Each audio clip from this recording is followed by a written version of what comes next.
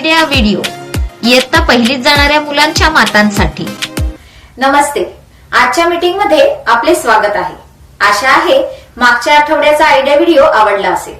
आजचं काम सुरू करण्यापूर्वी मागील आठवड्यातल्या पाने मोजा आणि चित्रात रंग भरा या क्रियाकृती करतानाचे मुलांचे अनुभव, त्यांनी दिलेल्या प्रतिक्रिया तुमच्या गटात नक्की सांगा आणि पूर्ण केलेल्या क्रियाकृतींचे फोटो काढून प्रथमच्या प्रतिनिधीकडे पाठवा। चला आता ऐकूया एक मजेशीर गाणं। माकडाने काढलंय दुकान। एका माकडाने काढलंय दुकान, एका माकडाने काढलंय दुकान। आले गिऱ्हाईके छान छान, आले गिऱ्हाईके छान छान छान छान। एका माकडाने काढलंय दुकान। मनीने आणले पैसे नवे, म्हणाली शेठजी उंदीर हवे। मनीने आणले पैसे नवे, म्हणाली शेठजी उंदीर हवे।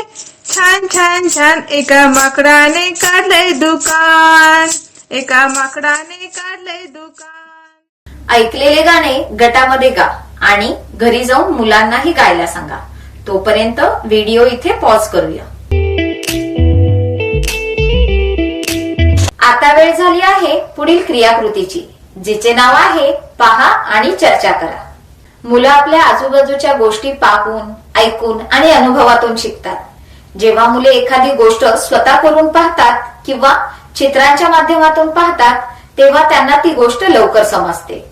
या व्हिडिओमध्ये आपण पाहूया की पालक चित्रांचा वापर करून आपल्या मुलांच्या शिक्षण प्रक्रियेत कशी मदत करू शकतात। हे काय आहे? सायकल। सायकल। आणि ही काय आहे? Auto rickshaw. आणि हा बस। आणि ही काय आहे? ट्रेन ना? ट्रेन गाडी।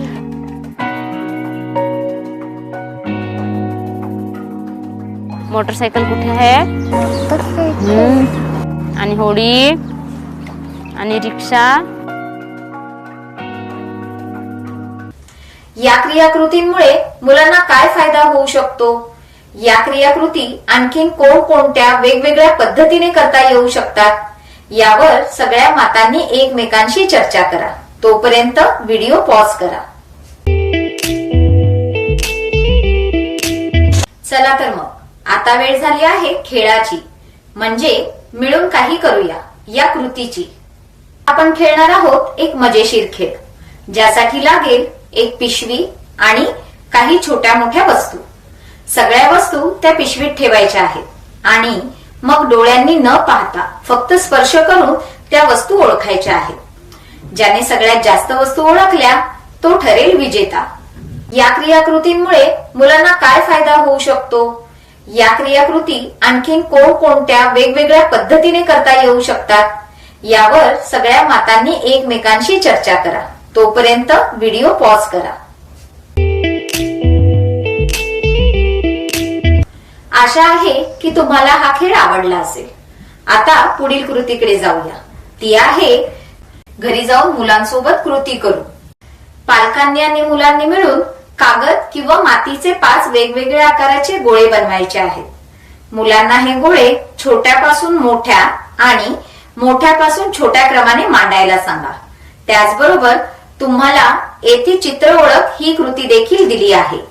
त्यात दिलेली चित्र मुलांना ओळखता येतात का हे त्यांना विचारून समजून घ्या।